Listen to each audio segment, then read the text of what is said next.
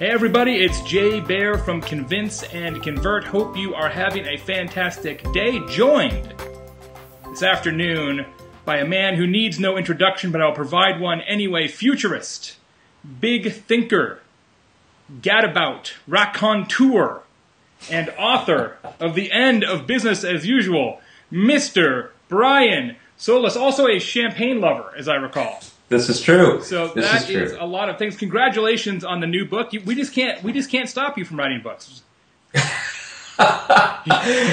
just a lot to say right now. You won't be held back. I appreciate that. It's great. I actually read it and really actually read it on a long plane flight out to the West Coast. In fact, I was in your town for about 5 minutes earlier this week, but didn't get a chance to say hi to you or the folks at Altimeter, but really enjoyed it. And what I like about this book in particular is because it's got a lot of sort of chapter breaks in it, it really is the kind of book that you could read for, half an hour, then set aside and then come back and not feel like you're all confused. It's really well packaged in that regard. Yeah, thanks for noticing that, actually. And for everybody watching this, I did not see that question. I appreciate that because this time I wanted to write a book that could be, I don't want to say easy to read, but could be thoughtful in how the reader would sit down, considering all of the things that they have to do, and still provide value, knowing that they're busy. I also wanted to write it at the executive level because the one thing I heard about Engage was that Engage was more of a reference guide than a book, right? So people would read certain chunks and as they sort of need it and refer back. And this one, even though I'd like to think it's also a reference guide, it tells a story. Yeah, but it's a story that I find you don't have to necessarily read in sequence, which I think is really interesting. It reminds me a little bit of Unmarketing, although obviously at a much more executive level and detailed, in that you probably could read it in somewhat random chapter order and still get a lot out of it. I think that's really commendable. Well, thank you. So because you're what is this, your fourth book that you've worked on, something like that? Well, if we're going to count the rewrite of Engaged, I think that would make it 5. 5, right? So as we all know, it's sort of in the book writing business, it's a strange time. Why did you go ahead and write another one? Look, it's at the end of the day, you have, and this is actually what the book talks about, that there's a rise of a new type of consumer. And it breaks it out into 3 different groups. You have a traditional, you have sort of your digital, the people who live on Google and websites, for example, and then you have this connected consumer. I don't want to call them social because social is just one part of it. Sure. And the idea is that you have to recognize however you want to reach people, you can't do it any one way, and yet they all need to benefit from it hopefully from your value proposition. So books, to me, reach people that I don't normally reach or have the opportunity to reach, and hopefully this book expands sort of my reach and maybe brings them into the fold. Fantastic. Makes a lot of sense. One of the things I loved about the book is you talk about how we're all wired for distraction now. We're always like squirrel, tweet, and it's so. I'm sorry. Yeah, I'm just kidding. It's so true. It really, I really notice it now how hard it is to pay attention for any length of time. I don't think it's probably a net positive as people or as a society, but I've thought a lot about, is a book too much sandwich to ask people to eat? Right? I mean, should we be publishing sequential chapters in ebook format or things of that nature, right? It is obviously the publishing business is disintermediated, and we understand that. But is long form publishing counter-cyclical? Wow, so much to think about here. The answer is you can't stop creating the content in the way that the people you're trying to reach consume it, right? So that was the most challenging part of writing this book. And you're an author, you know what I'm talking about. I mean, you got to write a book. You have to keep up your blog. You have to keep up your Twitter stream. You have to keep up your Facebook. Now your Google Plus. Your Foursquare. You have these disseminated audiences or groups of people that are connecting with you because they find value in those channels. But yeah, there's a fantastic audience for books and the need to have information at their fingertips. But I did design this book a little bit differently, considering that we are wired for distraction, in the sense that every chapter has almost tweetable summaries of what the insights were in each chapter. So if you have to go back and just kind of remember what the value there, or just read those, you could still walk away with the value your way. Absolutely. Great summary. It was a fantastic illustration that you have in the book that showed your own personal sort of media usage habits and the channels across the social web that you used a few years ago versus the ones that you use now. And I counted them up, and it was something like 47 different outposts that you were present in, Flickr, going back to friend feed and Plurk and things that we don't necessarily use now. And then I counted the ones that you use today, or at least purport to in the book. And I think out of that 47, there was only 10 that you still use. And so I think to some degree, right, the industry is wiring itself for distraction because we keep creating new stuff and new stuff and new stuff. And I often wonder how, I mean, you and I have the rare luxury of doing this for a living, but take average marketing director or average CEO, they've got to be like, what the hell is going on? Right. Well, I mean, I was talking to John over at John Battelle, sorry, just kind of throwing the first name out, on the video show that I run, and he's got a book called What Hath We Wrought that's coming out in a year or so. And it really looks at how it's not the technology that wired us for distraction. We embraced this technology and wired ourselves for distraction.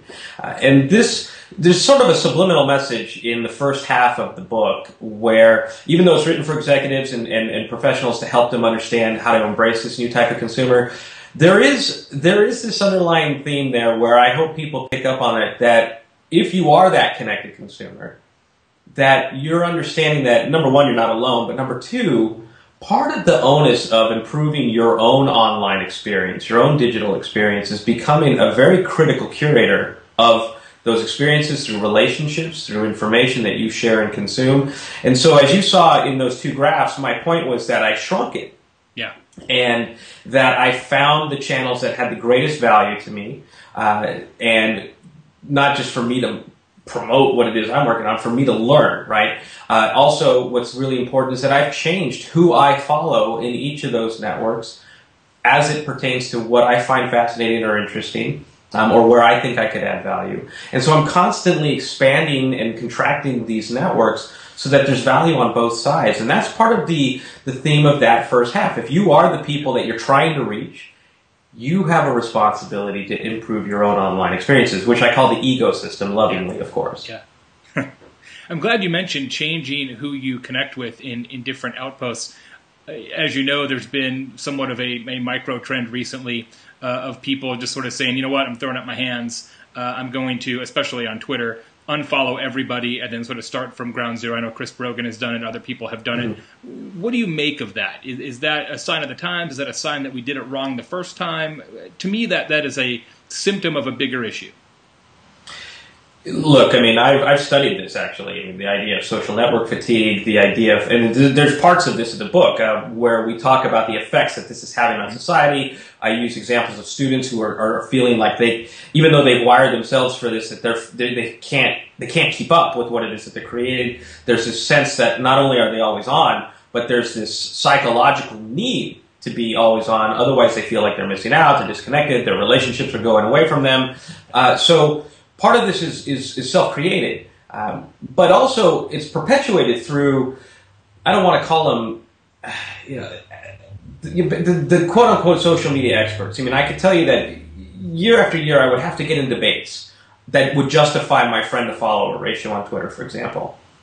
And, that the idea of following somebody back is of reciprocal value to show as a thank you to someone who's followed you. And, look, at the end of the day, this is part of the problem. You appreciate people who follow you. You invest in what it is you create so that they feel the value by being connected to you, which is, by the way, something that businesses are not very good at doing in social networks. But having to follow back, I can say thank you, like this, but I need to curate my stream as well. And so I've kept it very narrow of who I follow. In fact, I even lost control at the ratio that I am at now, and I had to create a second account a few years ago, Mr. Solis, which is finely tuned of the people that I really, really need to listen to. But I also use it as a conversation channel as well, so I'm not spamming everybody else who's Yeah. following me on the other side of things. So I've actually learned that to actually engage, it took, at least with the people I'm connecting with, it took multiple accounts within the same networks for people to feel that value. I'm thinking about that. And that's what we need to think about too. It's what's more valuable, the reciprocal follow or investing in those channels for both sides of it so people walk away saying, I'm really glad that I'm connected to you. Got something out of it, absolutely. An interesting stat that I saw in the book was that people on Facebook, I think it was create 90 pieces of content a month. I think that was the stat that was in there, which is a lot, right? It's three pieces of content a day. Do you think that can continue to grow? I mean, I think we take it as gospel that people's usage of Facebook has no cap, but I can't imagine that that's true. That eventually enough will be enough, but they seem to try and find other reasons for us to participate on that particular platform now with F-commerce and other things that perhaps you used to have to leave Facebook to do. Now they want you to do within their platform. Yeah, actually, I really like that question. They call it Zuckerberg's Law, that you will double the amount of content that you share every year. And to counter that law, I had come up, and this is a few years ago, I had come up with my own theory, and that theory was what I called social graph theory, in that every year you would double the size of your social graph, depending on what you were sharing and consuming. Stands to reason, yeah. And in many ways, that's proven true over the years. Then, and you probably read in the book that I switched, that I didn't want to perpetuate that theory anymore. I wanted to believe that we were going to follow what I call the interest graph theory. And that was that we were going to instead shrink our networks and rebuild them based on value and interests. And we see that with Chris Brogan, for example. We see that with other individuals really starting over again. But the content creation side continues to double. And that is because people find value. And this is why I spend part of my time as sort of like as an aspiring social scientist. The need for people to share isn't just because I want to push something out into a network. It's because I enjoy the reactions that I get in sharing. And that fosters engagement, that fosters community. But I think what we have to be mindful of is we can't just do it for the reaction. We actually have to do it for the value. And I know that I keep saying the word value, but it's true. I want to have more meaningful engagement with the people that I'm connected to, so I'm going to be more thoughtful about what it is that I curate and put into the stream. And that's part of what this whole first half is about. This is what's taking place. Here's how it's going to get better, and here's how it matters to businesses. Absolutely. There's a lot of conversation these days about influencer outreach and clout with Clout's new algorithm change recently. A lot of people wringing hands and things like that. Whether you use Cloud or any number of other software programs out there that can give you some sort of number, do you find that influencer outreach is scalable for brands? That it really has the ability to be a core part of your social program, your communication program? There's obviously a lot of talk about the Peter Shankman get a free steak at the airport deal too, right? But to me, it's like, well, I don't know how you can really build a program around that. I mean, how many free steaks can you deliver at any one time? Well, that sounds good right now, honestly. This is unfortunately this is taped, but that would be an opportunity to show up at Brian's house with a steak right now. This has been another area of study, actually going back to the 90s before there were influence scores. I used to call it the influence factor, and its importance in business engagement. And I started a company in 1999 developed around simply influencer identification and engagement. And by influencer, I meant people who had the capacity to cause effect, not a score, right? And by cause effect, that means I recognize that you, Jay, are a master in the world of new business models and new engagement and new media, and I have this particular solution or service or product. You're going to be influential for me. But I can't go to a service and find all of the people that have a score of above 55 and expect them to take interest in what I do. This is why I study, and I have a report coming out on this very soon with Altimeter, and that is the difference between social capital and influence, because they're very different. So to answer your question specifically is, yes, an influencer engagement program will help businesses cut through the clutter instead of doing this mass one-to-many broadcast technique that they're very used to doing by focusing on the very select group of people who are incredibly connected within these societies, incredibly influential. I call it the one-to-one-to-many approach. Right. Yes, there's value in that, whether it's through an advocacy, through an influencer program, through an engagement program, all of the above, an expert program, an advisory program. All of those things should run simultaneously. But I do not know that I can find value in social capital relations, right? Finding people who are influential. Now, that said, we are seeing examples of sales, loyalty, and service aspects of the organization embracing all forms of people with social capital, because then they are excited to share their experiences. And that's a different value. Yeah. But I guess what I'm saying is it comes down to intent and the ability to know what it is that you want out of those relationships, and then design the programs and find the right people that will help you execute what you're, at least according to plan. My favorite is the one-to-one campaign that is actually a broadcast campaign, where you send out 5,000 press releases to theoretical influencers at the click of a button. I'm like, wow, the irony of this is unbelievable. I have an inbox full of those. Yes, but they view that, which is very interesting. Not they being public relations or businesses, view that as a true one-to-one campaign. I've recognized you, Jay. You're not in my database of traditional journalists or analysts. You're not in bacon, so it's got to be an influencer campaign. Right, absolutely. But the hard part is it's just the metrics of that organization, right? They're paid to reach the masses because there's a certain conversion ratio there. But at the end of the day, you're not going to do anything with that. I'm not going to do anything with that. But for the people who take a moment to say, you know what, I really appreciate what you did here. Here's what I have and why I think it's going to be important. Yeah. You pay attention to those. But at the same time, it's not even us as influencers, because we have, let's just say we have platforms like blogs or video or what have you. It is because they recognize that I'm connected to, it's like tastemakers, right? The fashion industry has always thrived off of tastemakers before there was social media, before there was online media. They knew the people that would influence those around them to make buying decisions, right? It's not unlike that. It's just you can't send a press release to them. You can't say, can you follow us on Twitter or like us on Facebook? It actually has to be substantiated in something more meaningful. Yeah, a picture in glamour. That's usually what does it. So I thought it was really interesting that towards the back of the book, you actually had a small piece on kind of mission statements and getting sort of your company mission sort of figured out. And I thought it was interesting because, you know, we talk about the brand being comprised of customers' beliefs and what your brand is, what your customers believe it to be. But yet you actually, you know, gave a recommendation for companies to really think about that line and what it means. Yeah, this is an important part of the book. I mean, it's probably also, I want to say the easiest, but it's the one where you can have the most impact really what the book's talking about in that section is change management. Yeah.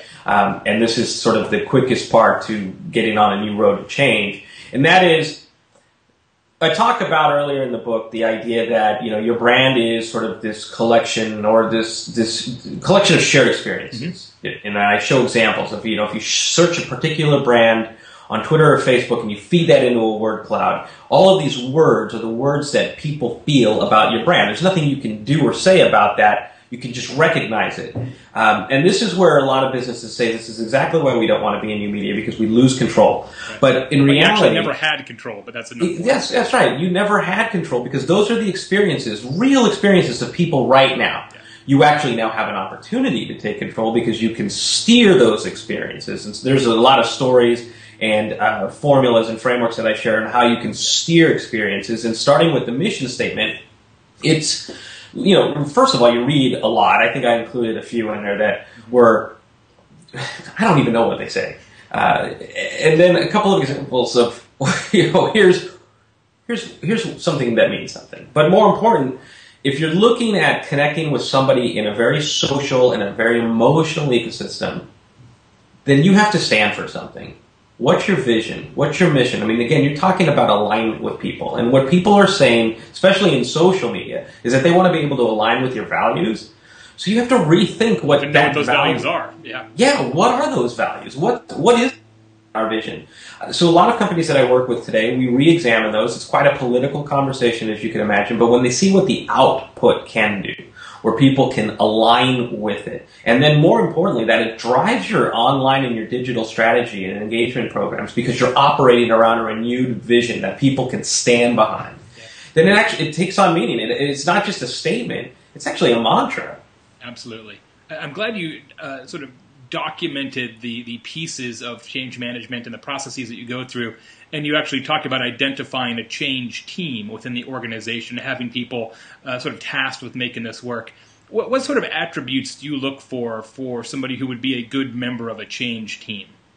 Yeah, I gotta make the point here that in Engage I talk about building a new media task force where you bring cross-functional representatives together around the table so that each one of those stakeholders has, well, quite honestly, getting their hands dirty and a stake in how social media is going to transform their particular function and the organization overall. But with a change management team, what we're looking at is sort of taking that idea of a task force, but decision makers across the organization who recognize that it's much bigger than social media here, that the business has to mean something to a different customer. And quite honestly, it's a healthy exercise to go through. But what we're looking at is people who can speak on behalf of the employees, people who, for example, HR becomes a big role in this, legal becomes a big role in this, the leaders of lines of business, leaders of the executive team, and in fact it does talk about having an executive sponsor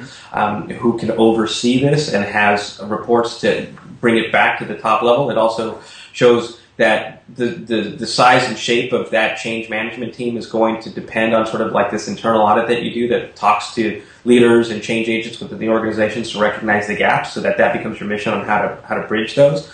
But it really is a powerful team to bring together, because really at the heart of what it is that they're tasked to do is change the organization to matter for a new era of business. Absolutely. Last one. I always find it to be the great paradox of modern business that everything in communications happens so much faster now, right? It's Twitter in real time and all these things, but yet the type of change that you are recommending in the end of business as usual, right, is absolutely slow. This is not we're going to make this happen in 2 weeks. So here we are in this real time world, but we are predicting change that happens over a period of years.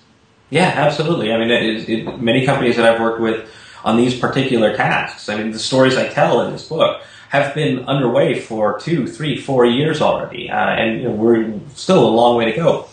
But understanding that it's slow, that's why you have to begin sooner than later. And that's a good point. That's why I put specific steps and frameworks and missions to cut through all of the learning of things that didn't work in my change management experiences to say this is where you need to focus. Here's not how to expedite it, but how to get to the right results the right way, much more efficiently. Now, this requires dedication, and in my experience, change will not happen because of Twitter or Facebook. You cannot go to the C-suite and say, everybody's doing this, we need to change the organization, we need to change our mission, because they don't use social networks. Social networks are just part of it. I mean, you saw in one of the chapters we talk about the revolution in mobile and near field and all of the things, like the greatest growth factors outside of just social networks.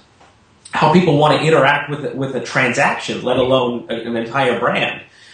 So what I do is help make the case for change, right? So that way you don't have to get stuck in the social media conversation. You get stuck in the... Which carries a lot of baggage with it, right? I mean, right, I interviewed David Meerman Scott a couple weeks ago about his new version of his book, and he said that he refuses to use the words of social media when speaking with executives because it carries so much baggage. It doesn't get them anywhere. Yeah. It actually works against you. Right, so what you want to do is make the case based on this different type of consumer that I described, at great lengths. Now, at the end of the day, that's your job. Either you're in this, and it's a hard crossroads to sort of examine, because people have been spending the last few years becoming the social media champion.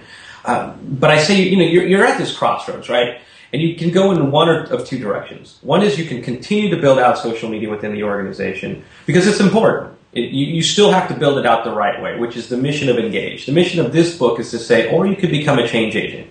And you can recognize that all of the things that are taking place within the industry require transformation within the organization. And someone has to do that. Someone has to be able to rise to the top, speak everybody's language, understand that there's a lot of moving parts, but more importantly, that they're the one who's going to bring it together. And that's why they come in, they build the change management team, they have the lessons, the instructions that are in front of them on what to do, but more importantly, why, right? And that's the part that no one can argue with. Because once you can demonstrate why, then they're going to need to know the how. Yeah, you got to change for something, not just change for change's sake. Right, because who wants to go through that kind of work? Right. It's a great book. I really, really enjoyed it. Thanks so much for being here, Brian. It's the end of business as usual. Thanks so much. I appreciate it. Thank you, Jay.